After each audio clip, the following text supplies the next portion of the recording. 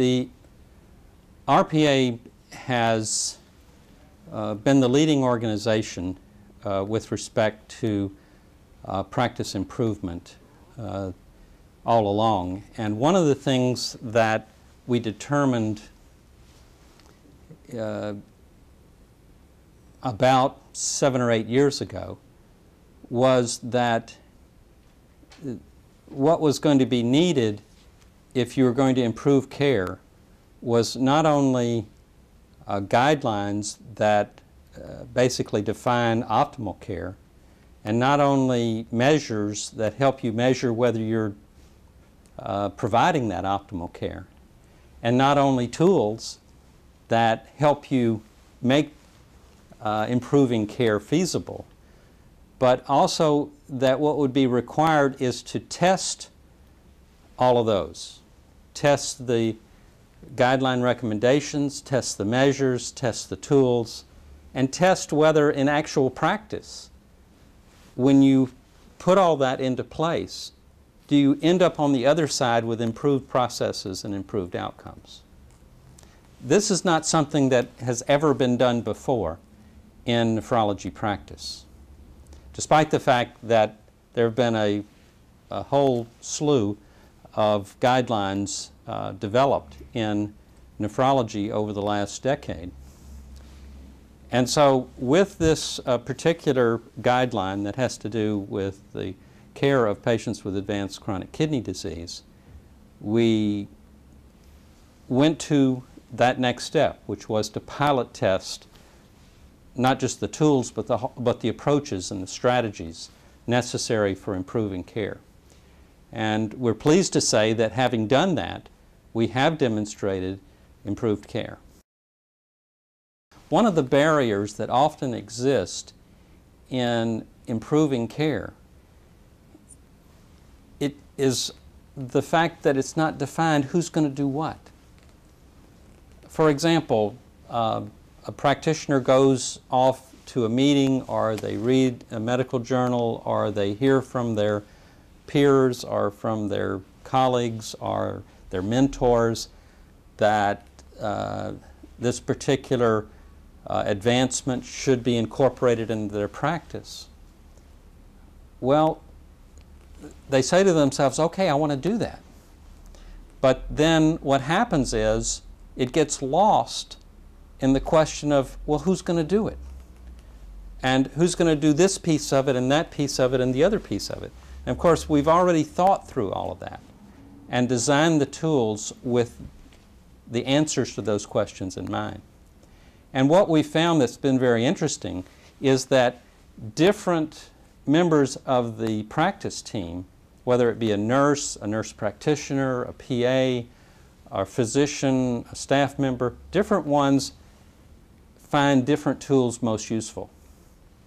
And for example, the patient diary tool has been a tool that has been very attractive for the nurses, for the nurse practitioners, for the physician extenders, for the nursing assistants, to work with the patients to help them understand the goals of care, which are listed on the diary, to have a place where they can keep track of their medications and their medication changes, and moreover, a place on the other side where they can keep track of their progress that's mapped to their goals of care. And so this is a very nice visual aid and helpful thing. And since this goes with the patient, it also has the benefit that it's the nurse or extender person doesn't have to keep writing things down for the patient to take with them, because it's already written down for them and they can take it with them. Moreover, if a patient goes from one practice to another, which often happens, they go to their cardiologist, they go to their nephrologist, their primary care person, if they bring this with them, they're basically bringing with them their care. Another important tool that was developed is the what's called the physician education material. It's a CD This information is also available on the website for the RPA. And what this is an introduction, both for the person or persons that are using the kit. It helps introduce why this approach is going to be helpful for that practice to improve care for these patients. But it also introduces the kit. It introduces the tools, it introduces how to use the tools, why they're helpful. And then in addition, what it does is it introduces the concept of the necessary collaborative relationship, not only within the patient care team in a given practice, but also the collaborative relationship that's necessary between the nephrologist and the primary care physician or the other practitioners. And it introduces how some of the tools can be helpful in ensuring that that collaboration and that continuity of care works. So one of the things that our physicians have found handy about this is they can take this to grand rounds, they can take this to presentations that they are asked to give at hospital staff meetings or other small group meetings, and they can use this slide set to educate not only themselves but also other practitioners and other folks that are involved in the total care of these patients. This is the Chronic Kidney Disease Identification and Action Plan card. This was primarily designed to be an aid in identification. For practitioners,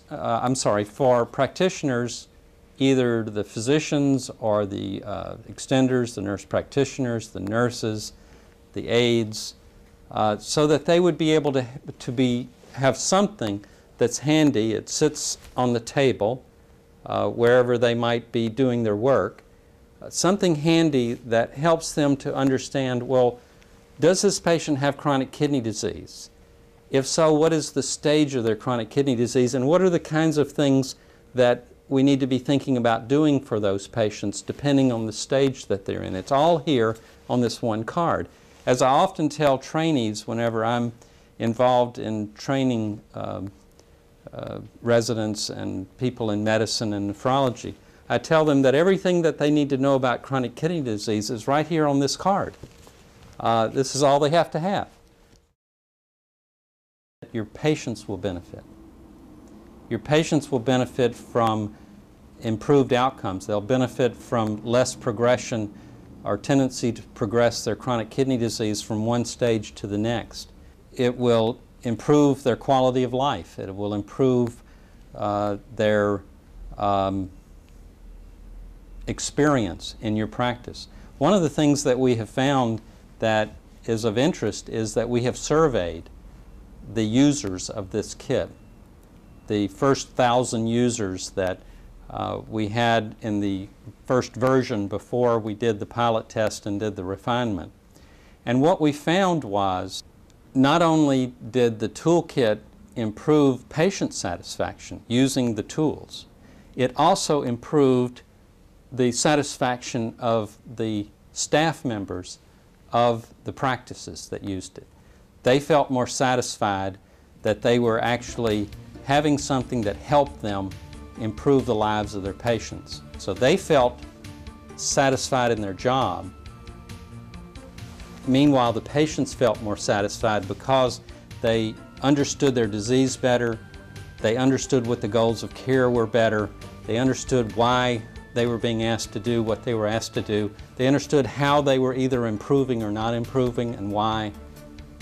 They understood, moreover, that this was a practice that was doing everything it could to help them with their disease and to help them have the best outcome.